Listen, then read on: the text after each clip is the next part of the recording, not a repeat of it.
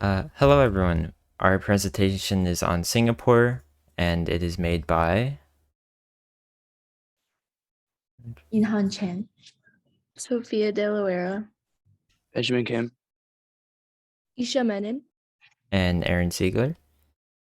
For our table of contents, we're going to go over the executive summary, overall category analysis and sales analysis, competitors and customers, country and planning assumptions, summary, and strategy. So first up is executive summary. In the executive summary, I'm going to talk about where the country is right now among the pandemic compared to itself and its peers. Singapore is a country in Southeast Asia. It's considered one of the largest of the four Asian tigers because of their economic growth and rapid industrialization in between the 1960s and 1990s. Tourism is considered a major contributor to their economy, bringing in 19 million international tourists annually. In recent years, however, due to the pandemic, this number has dropped down to 2.7 million visitors. Despite the challenge proposed by the pandemic, they have begun regaining tourists and are recovering from the pandemic with a projected revenue of 3.43 billion, which would surpass the revenue they made in 2019 before the pandemic. Compared to other countries in the area, they have a few close competitors in the four Asian tigers, as many of the attractions in these countries are similar, attracting the same type of tourists. Many of the competitor countries are still being restricted by the pandemic, becoming worse in certain areas and hindering travel agencies in those countries. This factor is not as demanding on Singapore as they've taken preventative measures and still have a functioning tourism industry. Now I'm going to talk about the country's plans for the future and what they are in terms of bringing customers and their goals. As for the future of tourism in Singapore, they have been recovering from the pandemic like other countries and are making progress with new hotels and areas to stay at while visiting, incorporating food and attractions for guests. And how they plan to get there is through easing regulations from the government as well as subsidies for domestic companies and having companies promote their attractions to more companies while offering discounts. They can take advantage of a large market that can enhance tourists' views of their abundant attractions and calming hotels to increase their popularity among visitors. Next we have overall category analysis and sales analysis. First up is market trends. Singapore has historically been one of the largest countries when it comes to tourism and travel, ranking 13th out of 136 countries in 2017. And up until the pandemic in 2019, they had been growing in tourism with 19.1 million visitors to Singapore. This number has dropped, but has slowly been reclimbing and is expected to surpass the 2019 high in 2023. For the category marketing activity of the country, generally Singapore attracts tourists through its ancient temples, market and shopping centers, as well as lush landscapes. Many people may buy tickets to come to Singapore through the use of cruise ships and planes making up 77% of all arrivals to Singapore, with cruise ships making up 14%.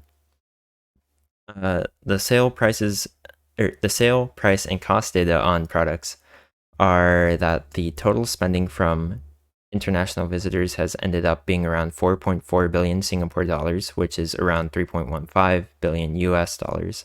This was a 78.4 decline from the previous year's yield of 4.017 billion US dollars. Overall revenue for them since the pandemic has been rising from 1.19 billion to 2.00 billion dollars and is expected to keep rising for the foreseeable future. Some environmental factors are that there has been such things as industrial pollution, limited freshwater resources, seasonal smoke and haze, and one other hazard that would hinder guests would be the strict laws within Singapore. Everyone's heard of the chewing gum ban in Singapore, where those who choose to bring it in can face a fine or jail sentence. However, there are also other laws that may seem strange to a tourist coming from the United States or other countries, such as connecting to a person's internet connection, which can be punishable for up to $1,000 or 3 years in jail. As mentioned before, according to the 2019 statistics, Singapore has received 19.1 million visitors, which was a 3.3% increase from the previous year. And Singapore has almost 6 times as many tourists as China, which was the next largest tourist hub in Asia. Tourism in Singapore was increasing yearly until the COVID-19 pandemic, and it has heavily declined in 2020, but has since been back on the rise and is expected to nearly recover in 2022 and continue to increase from there. As for travel agencies, some were able to launch virtual trips over the pandemic, which helped reach a broader clientele as more people from different income levels and different travel experiences were able to comfortably book these trips from home. They were given virtual tours and experiences of important buildings, landmarks, and Singapore's outstanding architecture. However, many travel agencies have declined in profit simply because there are less people traveling due to the pandemic. Because of this, many people are now wondering if travel agents are even necessary anymore in a post-pandemic world. But if anything, it has shown us that travel agents are more important now than ever because they can help ensure that travelers are meeting all the necessary COVID protocols along with any safety measures that are set in place now. Onto performance segments. Starting with location, Singapore is in the middle of Southeast Asia, which makes it easy for tourists to stop amidst their other trips in Asia. And additionally, locals speak English, so it's easier to get around. Aside from English, Singapore has 3 prominent languages, including Malay, Mandarin, and Tamil. With this wide array of languages, more people can easily travel here and feel comfortable in the area. Additionally, Singapore is a relatively safe and clean destination, which makes it more desirable for people to travel to. As for food, as mentioned before, Singapore has a mix of around 3 to 4 main cultures, and therefore there are many cheap and delicious foods from such cultures and lots of different cuisines to try. And finally, with shopping, there's lots of malls and street stores, which attracts tourists. So now we're going to talk about the competitors and customers. We've decided on Hong Kong as an important competitor to Singapore due to their close rankings on the Travel and Tourism Competitiveness Index. Hong Kong's total GDP as of 2020 was around 346 billion US dollars, compared to Singapore's GDP of 340 billion. The tourism industry contributed to about 4.6% of Hong Kong's GDP, and their main export was gold, which earns them about $33 billion.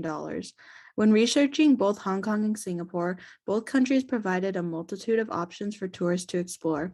Some of the most famous destinations for Hong Kong being Victoria Peak, a tram that takes you to a viewpoint that allows you to see the scenic Hong Kong skyline, Big Buddha, a 34-meter high Buddha statue located on Lantau Island, and the Temple Street Night Market, a place to find local eateries and good deals from vendors. Despite the multitude of activities and tourist attractions, Hong Kong has had some weaknesses relative to Singapore. For example, Hong Kong's quality of life is lower than Singapore. It is rated as the 7th best place to live in Asia, whereas Singapore is at number 1. It is also more expensive to live in Hong Kong than in Singapore. Lastly, Hong Kong has been greatly affected in the past year as there have been riots and harsh lockdowns. The riots in Hong Kong could be concerning to travelers as they primarily focus on the dismantling of democracy. Furthermore, the harsh lockdowns that have been occurring recently that have been affecting Hong Kong's status as a financial center. Even with the recent struggles the country has been facing, lockdowns have been relaxed as of late April and bring hopes to increase tourism with this coming summer and years following the height of the pandemic. For example, the government has recently granted $1.35 billion to the Tourism Board to help promote travel. A future strategy hoping to be implemented is one that is focusing on generating a positive ambience, cultural events, and the arts. The tourism industry hopes that they can promote special events that will be in person to help increase interest for tourism. They also hope to provide special promotions that will help increase consumption from tourists and help stimulate the economy. Now we're going to the customer aspect. This is a graph of Singapore's demographic of international travelers in 2021. And as we can see from this graph, Singapore's largest customer base in international travel comes from China with 88,000 people, followed by India with 54,000 and others with 36,000. And this is a graph showcasing the reason for travel when visiting Singapore in 2019. And according to this graph, holiday is the biggest reason why travelers come to Singapore, with a whopping 58% among international travelers, followed by visiting friends and relatives, that is 50%. Singapore's international traveler customer base can be differentiated by where they come from and their reason for travel. As we saw from the graphs, there are customers from all over the world, ranging from China, India, and Indonesia. And those travelers may be in Singapore for different reasons, such as business related, visiting friends or family, or for vacation needs. And as a result, Singapore is given the opportunity to segment these different customers with varying reasons to come to Singapore. When choosing their destination, customers may search on the internet for popular tourist spots in Singapore that may catch their attention. Another option may be to ask the locals in Singapore where they could visit. And tourists are aware of the country because of how it is a popular destination when looking for a place to travel. Customers view Singapore as a safe place for travel and as a high-end travel spot.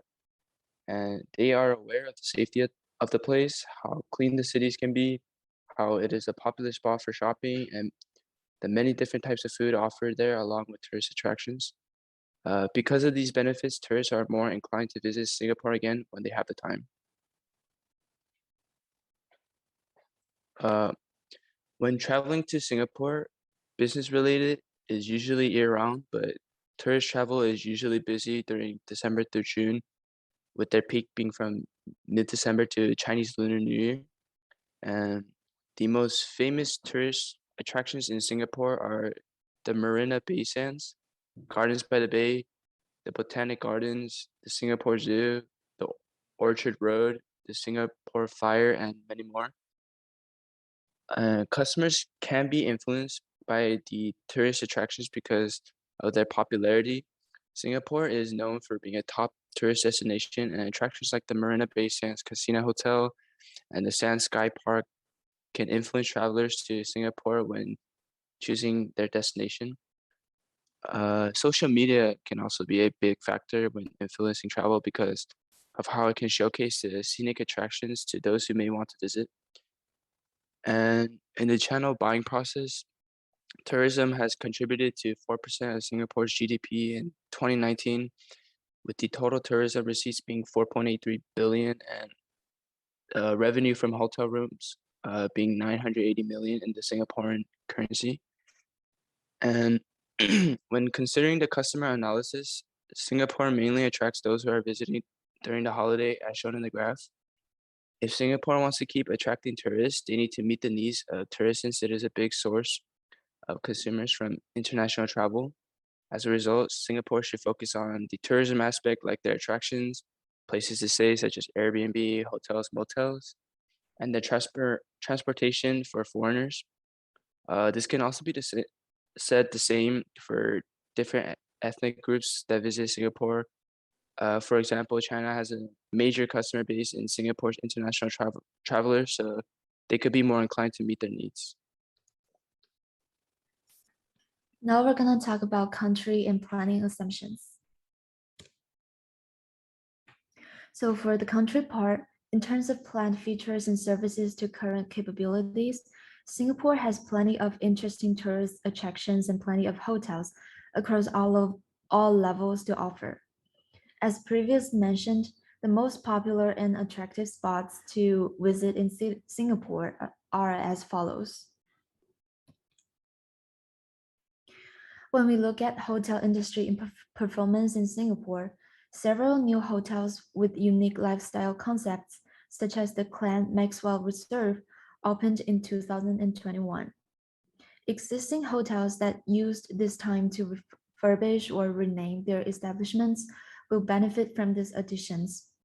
Besides, to appeal to the domestic market, other hotels offer unique staycations and guest experiences. The Ritz-Carlton Millenia Singapore, for example, has developed the world's first augmented reality hotel art tour, allowing guests to digitally engage with works by internationally known artists like Frank Stella.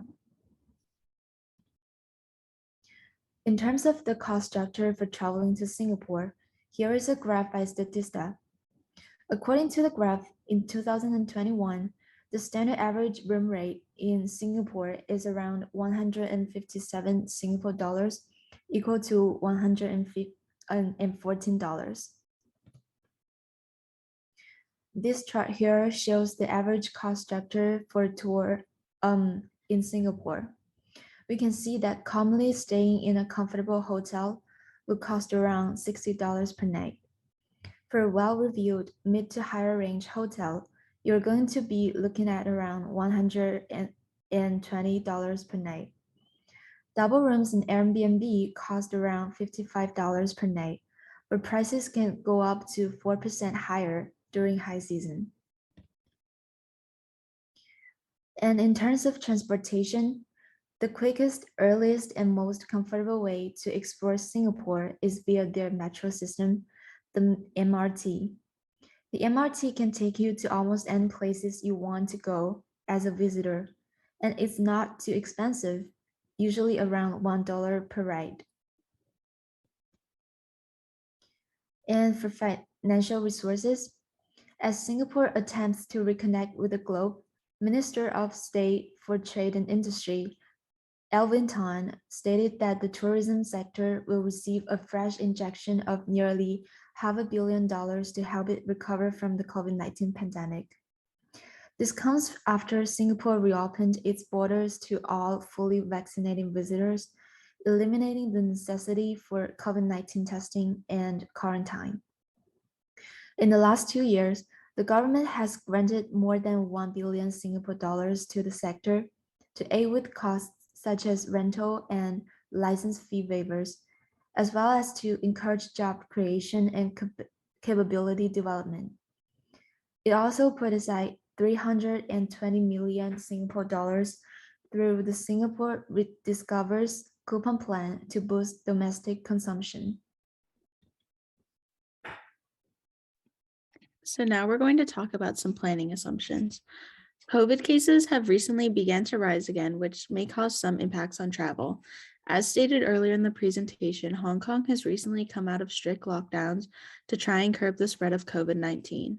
While deaths are not at an alarming rate, the 7-day worldwide average being less than 2,000, and Singapore itself having about 32,000 cases as of May 23rd, there could still be a chance that Singapore would be looking to increase restrictions and guidelines for travelers looking to visit. Even though there's little concern for this, the uptick in cases could create some hesitancy for people to travel, which may cause a decrease in the expected amount of travelers this year. Another thing Singapore should be aware of is the possibility of a worldwide recession. Rising inflation rates and prices, coupled with the war occurring in Ukraine and the supply chain crisis, is causing concerns to those all over the world. A recession could cause those looking to travel to curb their spending and thus reduce the amount of travelers to the country. Furthermore, the Prime Minister of Singapore has recently stated that the country must prepare for more economic challenges ahead. Because Hong Kong has struggled recently as a financial center, Singapore has been quick to take up its place as a top financial hub. A worldwide recession could be especially hurtful as it could possibly harm both the tourism industry and the economy that Singapore has worked so hard to build back.